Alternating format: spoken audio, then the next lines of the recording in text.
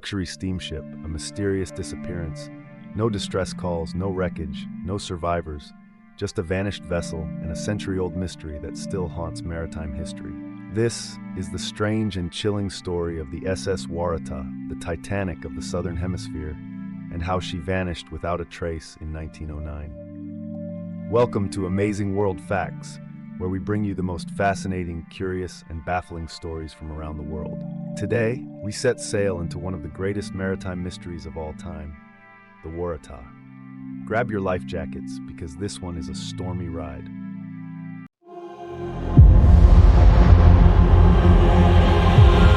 The SS Waratah was no ordinary vessel. Built in 1908 by the Scottish firm Barclay Curle & Co. in Glasgow, the Waratah was designed as both a luxury passenger liner and a cargo ship. Commissioned by the Stop Blue Anchor Line, the ship was meant to ferry passengers and goods between London, England, and Adelaide, Australia, with stops in South Africa along the way.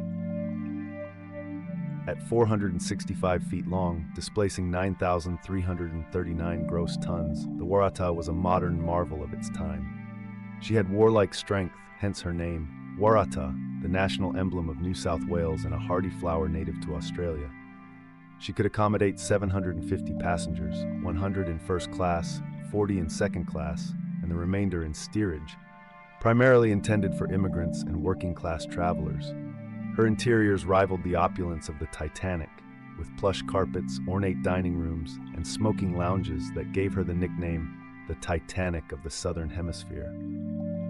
But beneath the luxury, some would say, lurked flaws.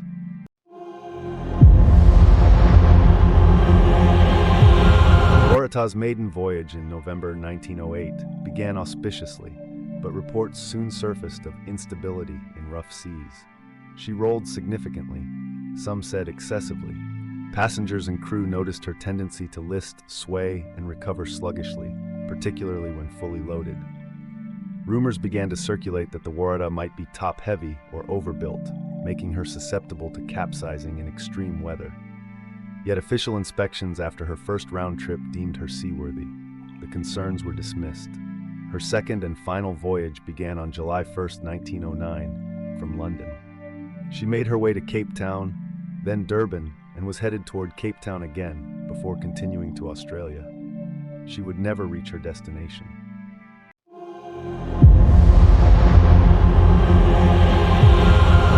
The Waratah departed Durban on July 26, 1909, with 211 people on board, including 92 passengers and 119 crew. One of the last people to see her was the captain of the Clan McIntyre, another steamship traveling the same route.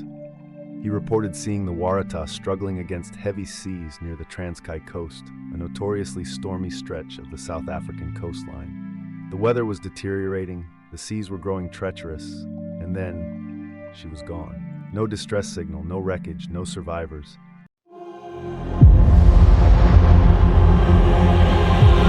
By early August 1909, the Waratah was overdue in Cape Town. Panic set in. Search vessels scoured the coastline. The Union Castle Line's SS Sabine was dispatched, and the Royal Navy lent their assistance. Aircraft were even used in later years, a novelty at the time.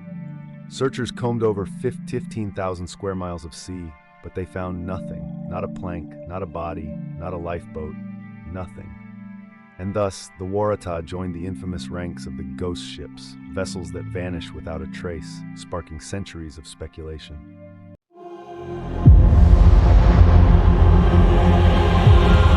So what happened to the Waratah?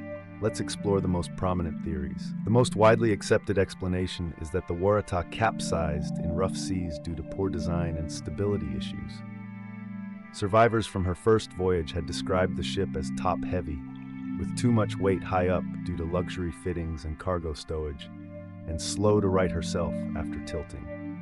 Some theorized that she was carrying an unusually heavy cargo, including lead and lead concentrates, which may have been improperly secured.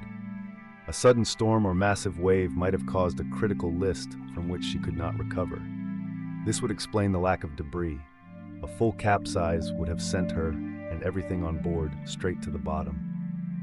Another theory involves rogue waves, also known as freak waves. These rare oceanic phenomena can tower up to 100 feet high, appearing without warning.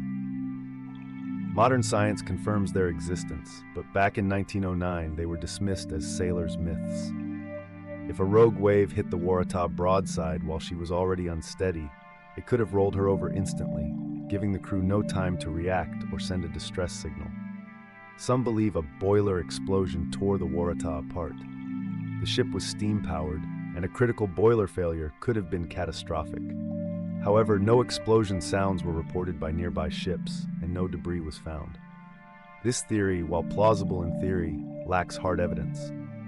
Despite being far from the iceberg-laden waters of the North Atlantic, the possibility of a collision has been floated. Could she have struck a hidden reef, or perhaps another vessel? Again, no signs of wreckage have ever supported this claim. And if it were another ship, someone should have known, but no one ever came forward. This is the realm of conspiracy. Was the Waratah deliberately sunk for insurance fraud or to cover up criminal activity? Did she carry a hidden gold shipment, as some legends suggest? These ideas make for sensational headlines, but historians find them largely unsupported. No credible evidence points to foul play.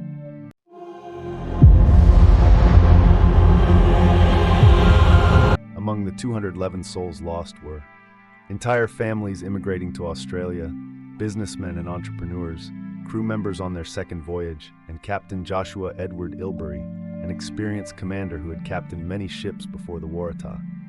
Their stories were silenced forever. Relatives waited in vain. Widows were left without answers. Children grew up not knowing what happened to their parents. One woman, Lillian Voisey, lost her husband, 2 daughters, and brother-in-law. A whole branch of her family wiped out.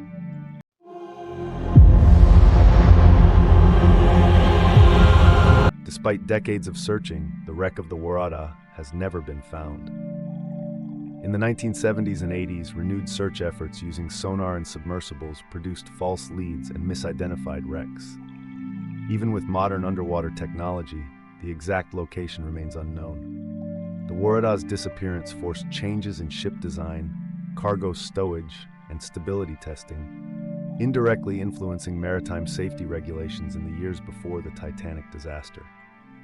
The ship remains a haunting lesson in overconfidence, design failure, and the wrath of the sea.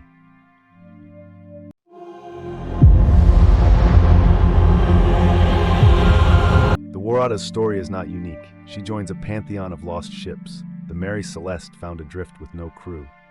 The USS Cyclops, which vanished in the Bermuda Triangle. The MV Joita, discovered with her lifeboats gone and passengers missing. Each case challenges our understanding of the sea and reminds us of its secrets. Yet, the Waratah is perhaps the most chilling, because she was seen, and then she wasn't.